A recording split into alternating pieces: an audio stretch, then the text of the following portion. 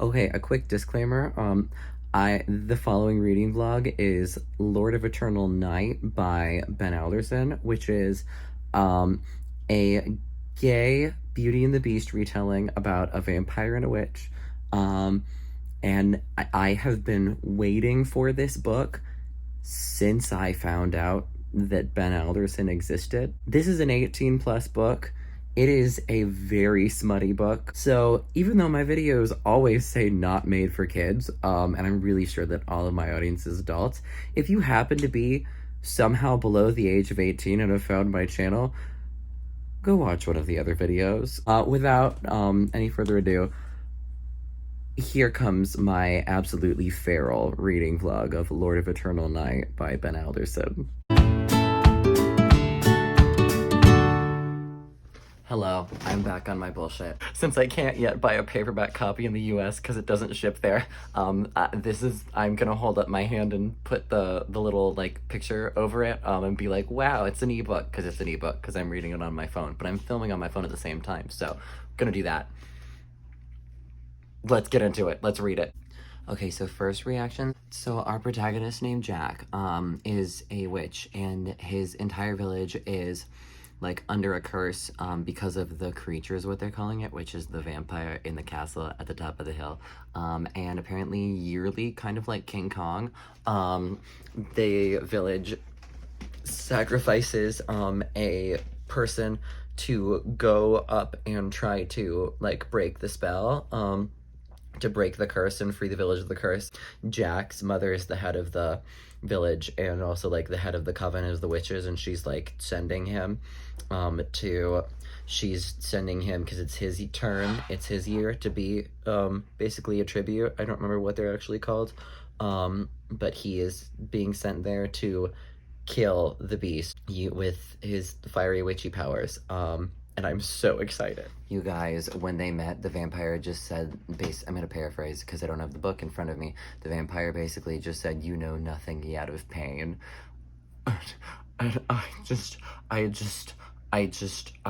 my heart just went, I want you to park that Big Mac truck right in this little garage, tie me up, ba-da-da-da. You guys, this vampire is so hot. He's everything of like I'm not very far into this. Like, he just got there and like got to the castle, met the vampire, and promptly was locked in a high tower, like imprisoned, the way that they always are in Beauty and the Beast retellings.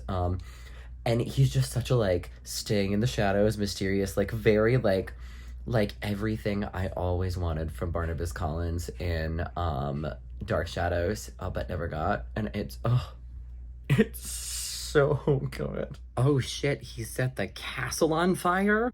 We're not even like a quarter of the way into this. Okay, so we got the wolf scene, the iconic wolf scene. Different than I expected, because like Jack, he chases after this figure into the night, thinking that it's Marius, and Marius is the name of the vampire, who's our beast. But instead it's this girl who I'm assuming is like one of the servants, or like maybe one of the like former sacrifices, who she like, the whole thing is like she knows not to leave this like laid out path. But Jack's like, yo, what the fuck is up, and accidentally pushes her off the path, and then they get attacked by wolves. And first, Jack fights back with his magic, and it's badass. But then Marius swoops in and saves them. But the girl did get attacked by the wolves and is pretty badly beaten up. And Marius had to turn her into a vampire to save her. So we just got our first vampire turning, and it was so good and so cool. And a really cool way to end that scene. It's like a very cool twist on that iconic scene, and I loved it. Okay, so development that was mentioned before, I realized, but I missed it. Jack's ancestor was the witch that cursed Marius. So that's like cool.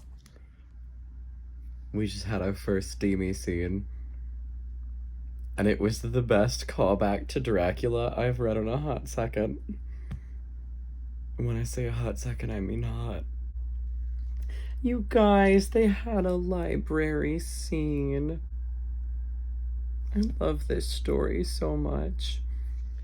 Oh my god.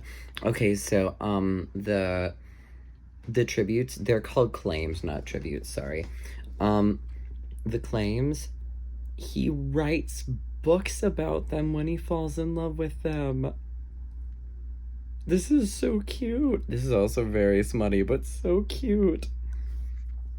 Oh my goodness. Okay, so there's this little girl that has shown up that has apparently been like the ghost. She's a ghost. She's dead.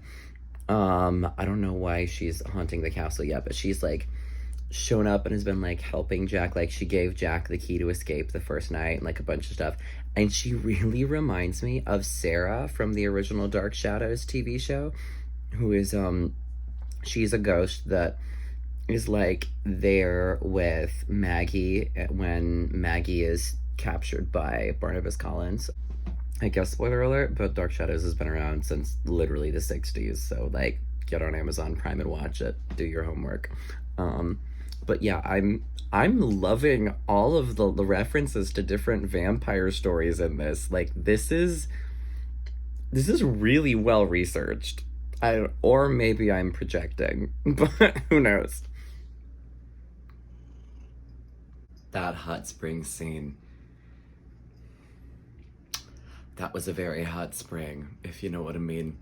I gotta go to sleep because I have to work tomorrow morning. Oh, but Stormy and I will be back tomorrow night to finish this book.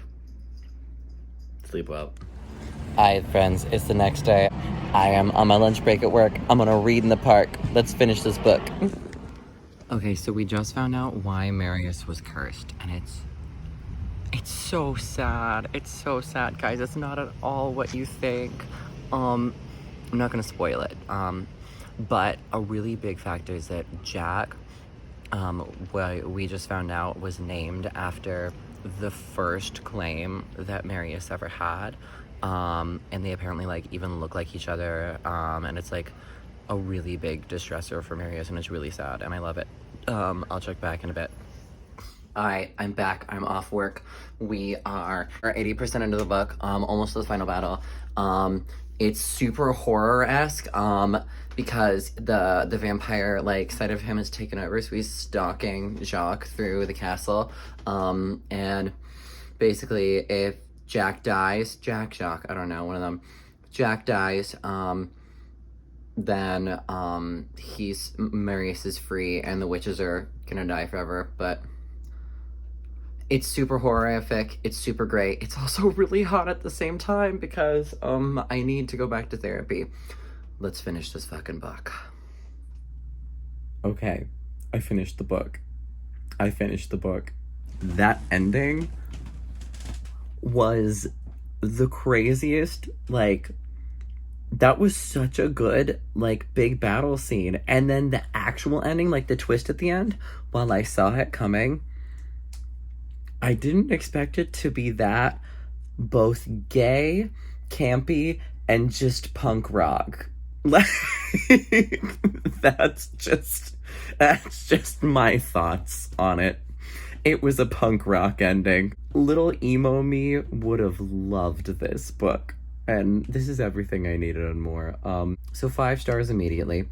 If you are above the age of 18, we'll just say, for reasons on the internet, and you want a Beauty and the Beast retelling with a twist on the ending, gay vampires and witches, lots of really well-written references to other vampire lore, and a lot of very well-written smut.